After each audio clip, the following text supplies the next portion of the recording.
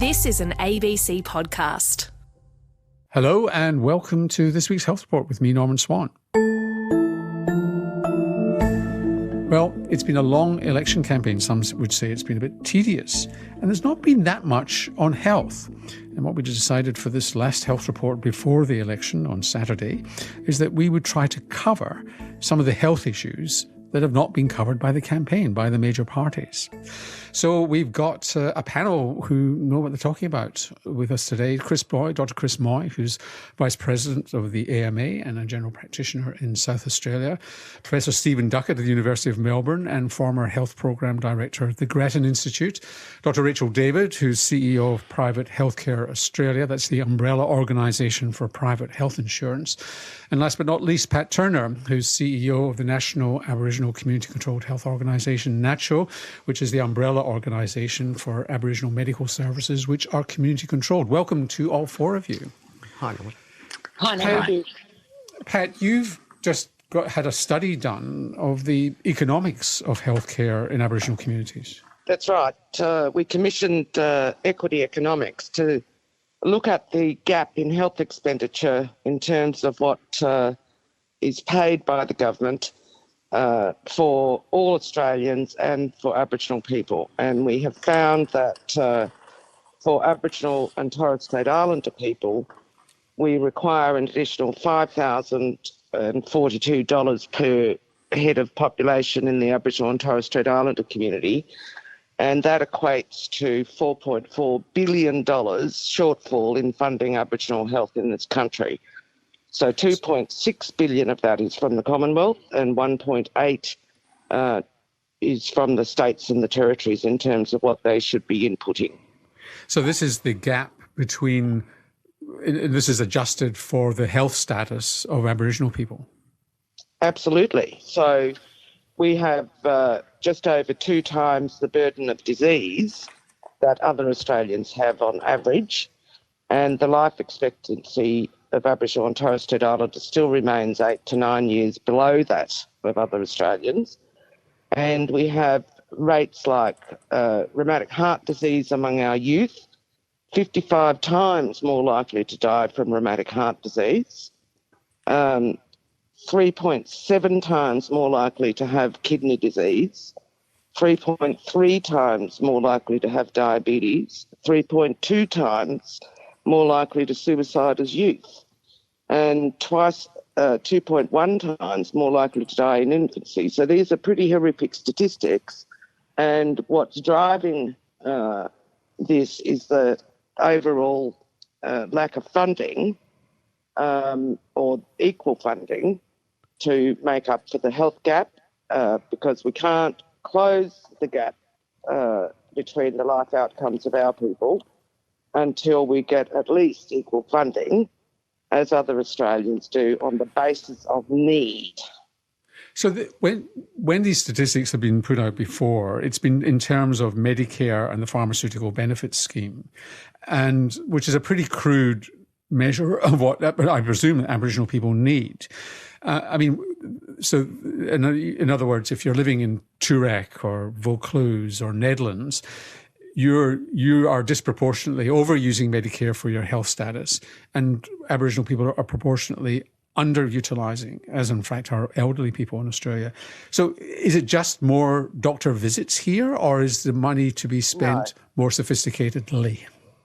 Well, we like to spend whatever money we get in a more sophisticated and strategic manner.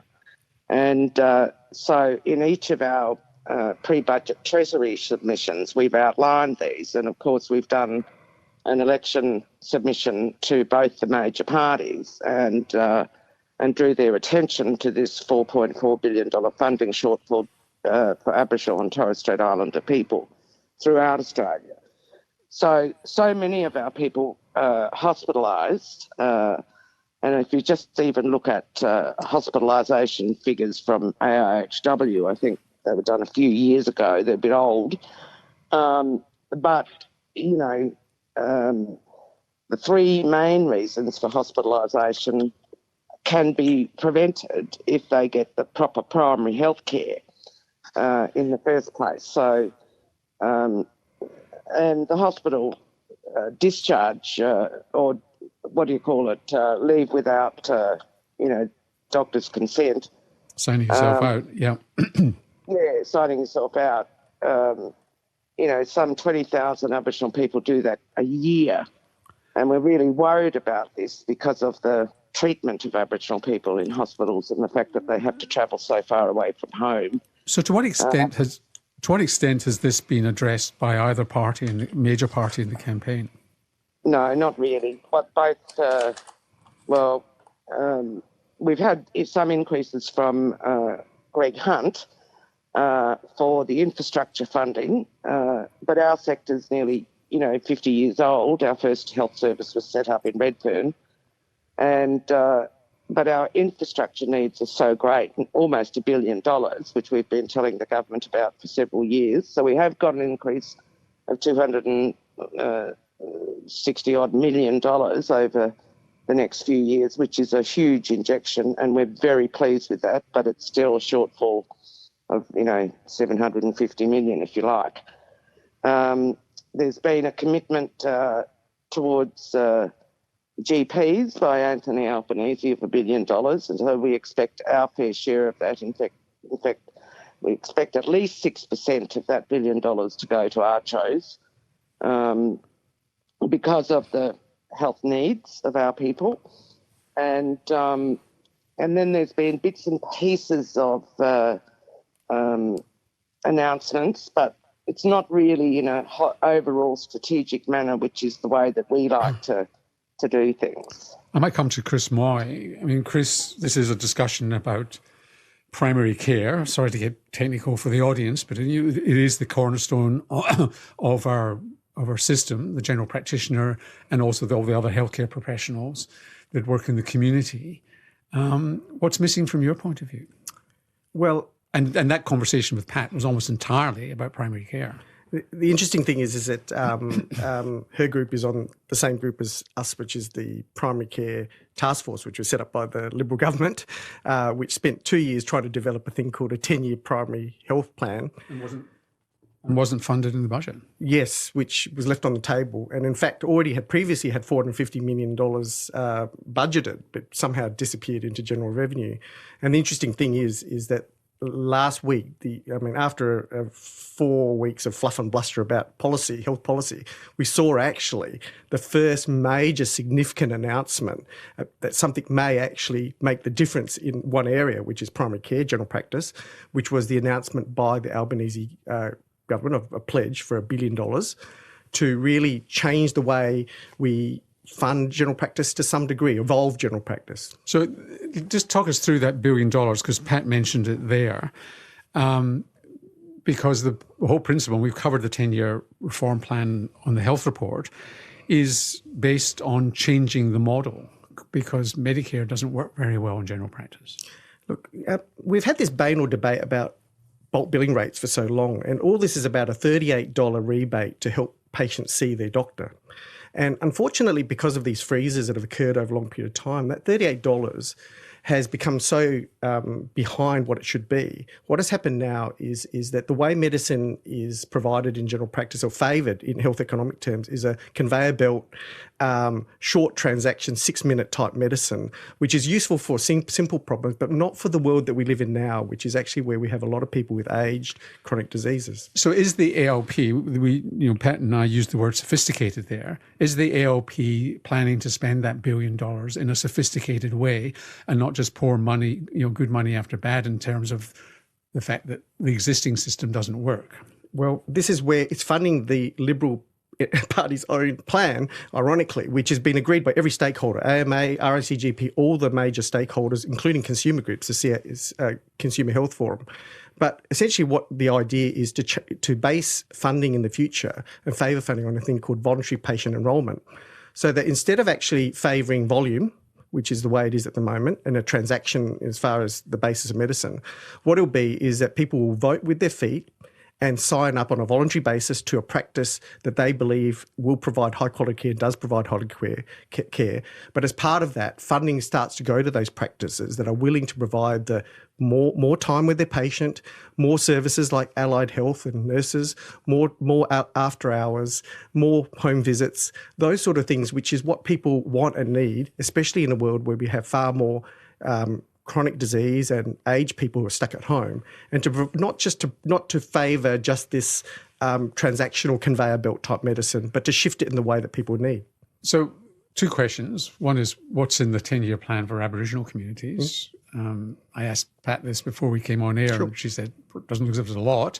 And secondly, the AMA has been the bastion of fee-for-service, and the 10-year plan moves away from fee-for-service. Okay, first up is, as we have moved on, and the AMA. The AMA has moved on, that we do need to understand that fee-for-service will still be important as being the basis of medicine, for a lot of the simple problems, but we need to change funding to favour the sort of high-quality care. People are not so much worried about they want more time with their doctor. They actually want more that longitudinal relationship, that birth to death relationship, which is what this favours. But in terms of other areas like rural and Indigenous populations, they are very much a part of that, because we need to change the way that the care is provided there, because we realise that, for example, fee-for-service in particular doesn't work because the doctors are not there to provide the care. We'll come back to consulting communities and allowing community control in a minute. Rachel David from the private health insurance industry. What happens in general practice matters a lot to you, doesn't it?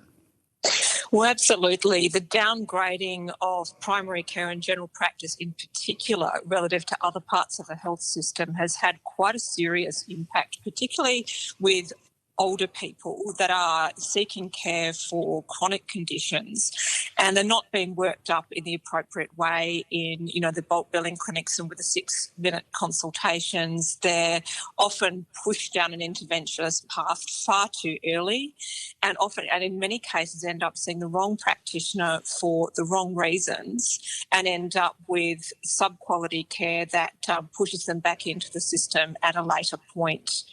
Now, this is something that can be prevented, but we need to understand that the Medicare system, as it was set up, including the bolt-on part that is private health insurance, which is connected to the Medicare system through the MBS. So just to explain, when you make a claim on your private health insurance, the private health insurance company uses the Medicare rebate. First of all, is there a Medicare rebate? And secondly, that's the basis for which they reimburse you as a member of a private health insurance company. That's correct. So we're not separate. It's connected together when people seek care in a private hospital or in some cases in the community. But this was a system that was designed in the late 70s and 1980s. And we don't even have the same diseases now. I think Dr. Chris Moy alluded to the fact that, we're now managing a number of frail-aged people, but also a number of people who are in early to late middle age who are working much longer. And they're seeking care, much like they tune up their car. They're going to have their hip replacement or their knee replacement because they want to go back to work or keep looking after their grandchildren or travel the world. And they've got 30 years of doing this. They need to get on the right track and have someone manage their life journey through that process. So the downgrading... Sorry, go ahead. So would you... there has been a movement from the private health insurance industry, controversial, to cover people outside hospital, because you're not allowed to cover people outside hospital at the moment. No, we're not. And I think this is an increasing source of frustration for private health insurance members. Private health insurance, the way it was designed back under the Hawke-Keating and the Hawke-Keating era, it does an excellent job at covering people for in-hospital care, including some very, very complex and expensive cases.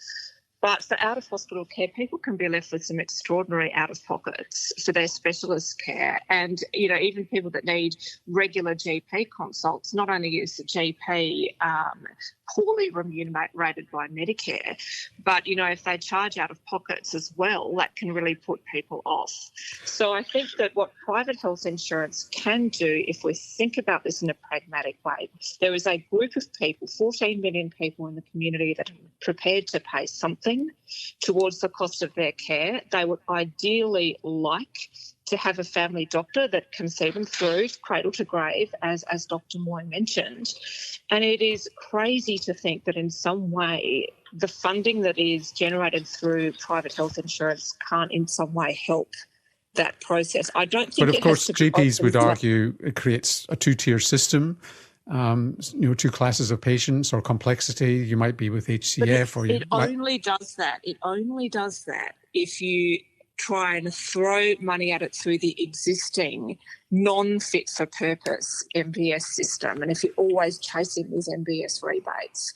I think we need to look at this through a more sophisticated lens, as we've talked about it before. Are there specific areas in which private health insurance can make a contribution to a practice for things like pain management in the community, like multidisciplinary pain management in the community, or managing addictions in the community, which are two things which drive a lot of people into hospital care, and some of it is actually very ineffective hospital care because they've gone down the intervention path too early, or they've been sent to a super specialist in the wrong area. You're listening to You're listening to the Health Report here on Radio National with me, Norman Swan, and I'm talking at the moment to Rachel David from Private Healthcare Australia. Also with us is Dr. Chris Moy, Vice President of the AMA, Pat Turner, National Aboriginal Community Controlled Health Organisation, NACCHO. And sorry, I'll come back to you. Well, actually, one more question. I've also got Stephen Duckett on the line. I'm just going to bring him on in a second, from the University of Melbourne. Just one final question is, we seem to have some private health insurers, amazingly, who are supporting the Labour Party in this campaign. Look, private health insurance isn't a political product.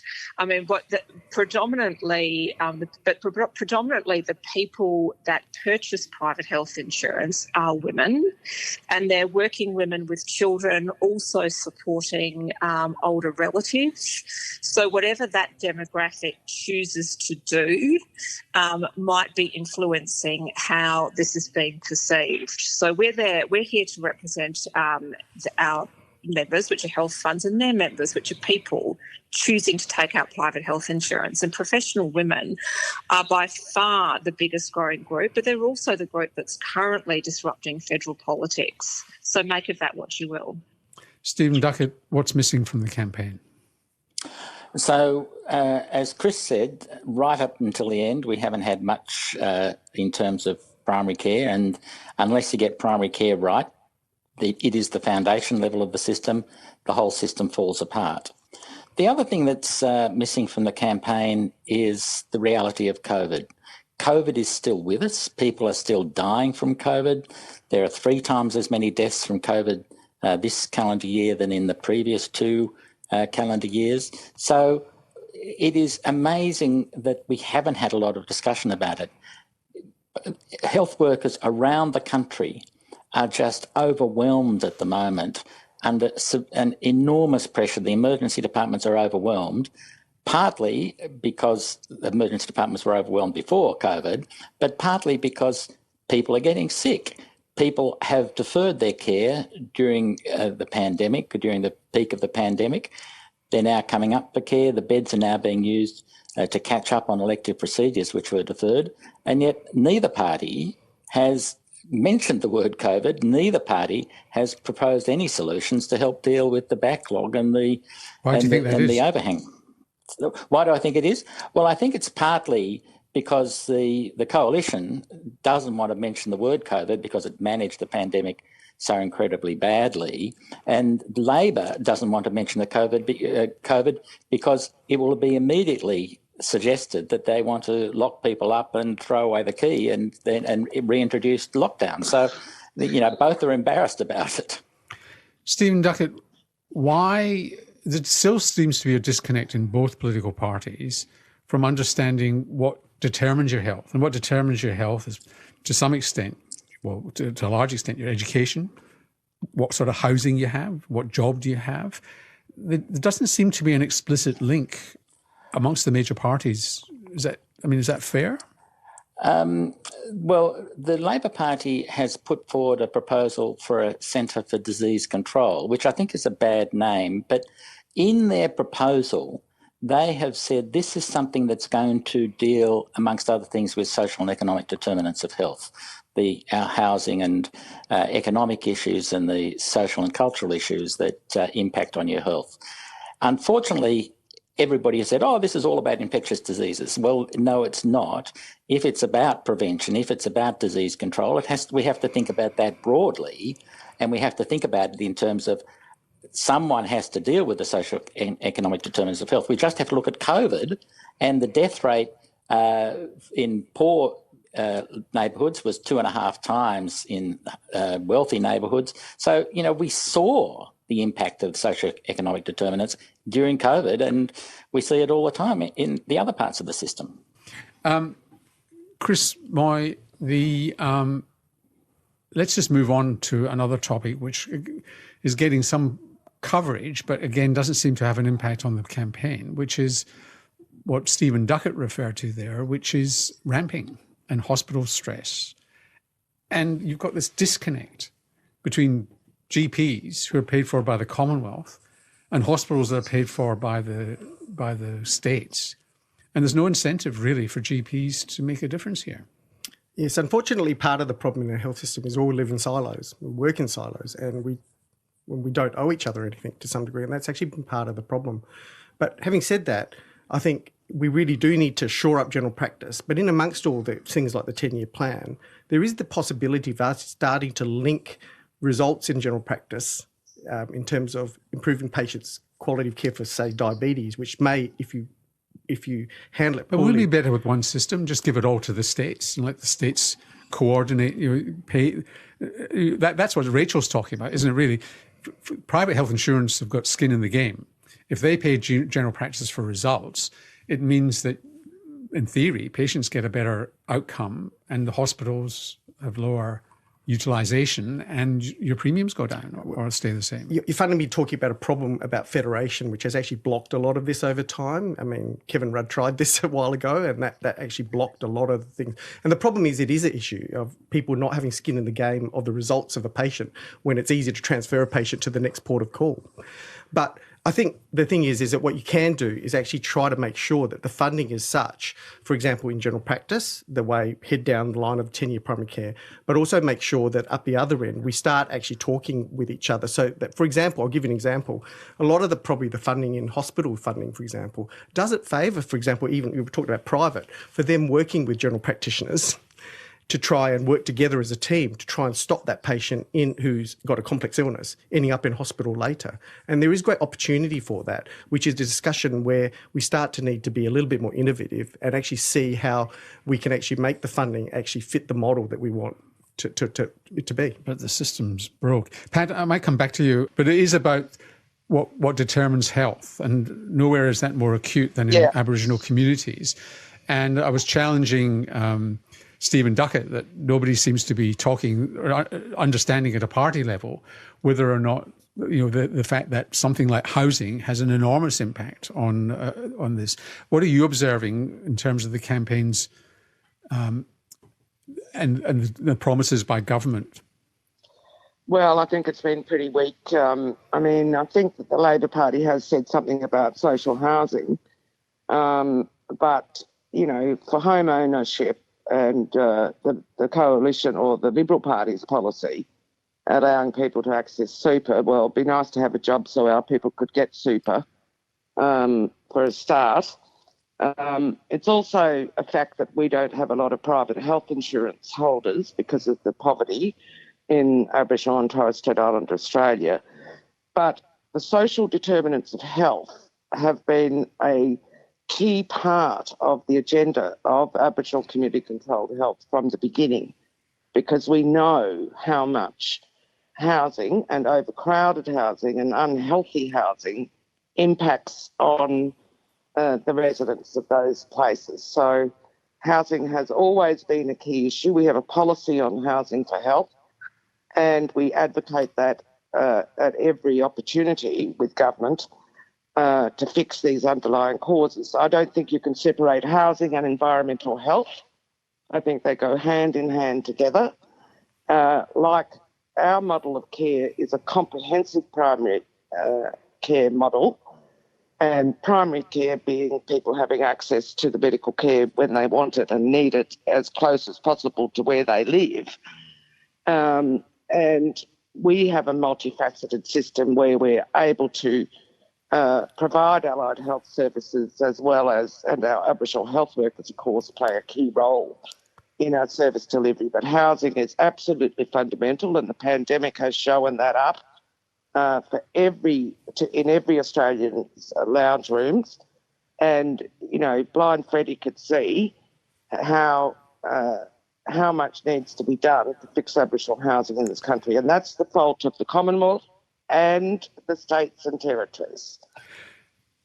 Now, one of the cornerstone of the Australian healthcare system is universal healthcare, that to each according to their need, which is what Pat Turner's referred to right at the beginning, and you don't get shortchanged because you can't afford it.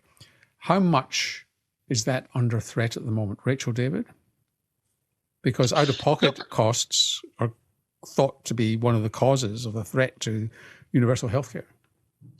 Yeah, look, I think some of the tenets of a universal healthcare system are access and affordability. And Pat has raised a really clear issue with access, and that is in some of these remote and rural and remote communities where a number of Aboriginal people live, it's a serious challenge to get people, qualified people, to locate there and to build up the workforce. But on the issue of affordability, particularly for outpatient care, I think within hospital care, you've got wait. You can either it's related to your ability to pay or your ability to wait, but the actual level of access is reasonably good. But for outpatient care, particularly for people that need repeated appointments, what you've seen is a lot of state-run public hospitals actually privatise their outpatients, and a number of those doctors do charge gaps, those specialist doctors, and they don't offer free outpatients anymore. And some of those gaps are, becoming pretty significant. And we've seen, it can range between about $50 to $500.